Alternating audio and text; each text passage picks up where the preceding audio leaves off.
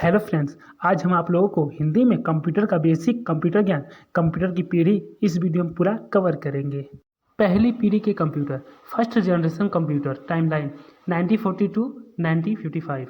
इस पीढ़ी के कंप्यूटर में वैक्यूम ट्यूब का प्रयोग किया जाता था, जिसकी वजह से इसका आकार बहुत बड़ा होता था और बिजली खपत भी बहुत अधिक होती थी। ये ट्यूब बहुत ज़्यादा गर्मी पैदा करते थे। इन कंप्यूटर में ऑपरेटिंग सिस्टम नहीं होता था। इसमें चलाने वाले प्रोग्रामों को पंच कार्ड में स्टोर करके रखा जाता था। इसमें डाटा स्टोर करने की क्षमता बहुत सीमित होती थी। इन कंप्यूटर में मशीन भाषा का प्रयोग किया जाता था।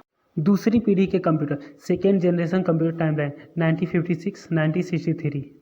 दूसरी पीढ़ी के कंप्यूटर में वैक्यूम ट्यूब की जगह ट्रांजिस्टर ले ली। ट्रांजिस्टर वैक्यूम ट्यूब से काफ़ी बेहतर था। इसके साथ दूसरी पीढ़ी के कंप्यूटर में मशीनी भाषा के बजाय असेंबली भाषा का प्रयोग किए जाने लगा। हालांकि अभी भी डाटा स्टोर करने के लिए पंच कार्ड का इस्तेमाल किया जाता था। तीसरी पीढ़ी के computer, third generation computer, timeline 1964 1975।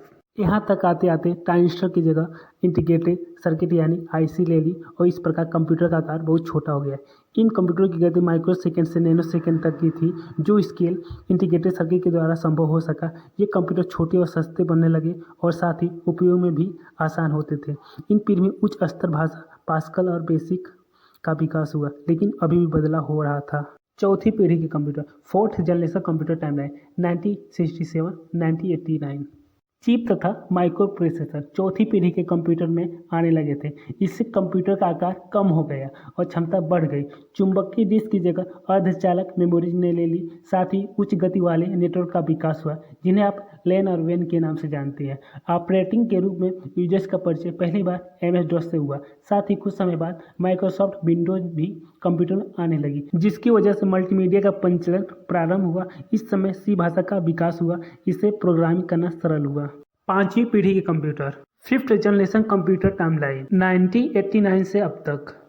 Ultra large scale integration ULSI, optical disc जैसी चीज़ों का प्रयोग इस पीढ़ी में किए जाने लगा। कम से कम जगह में अधिक डाटा स्टोर किए जाने लगा, जिससे portable PC, desktop PC, tablet आदि ने इस क्षेत्र में क्रांति ला दी। इंटरनेट, ईमेल, WWW का विकास हुआ। आपका परिचय विंडोज के नए रूपों में हुआ, जिसमें विंडोज XP को भूला नहीं जा सकता है। विकास अभी भी जारी है। आर्टिफिशियल इंटेलिजेंस पर जोर दिया जा रहा है। उदाहरण के लिए विंडोज कोर्टाना को आप देख ही रहे हैं।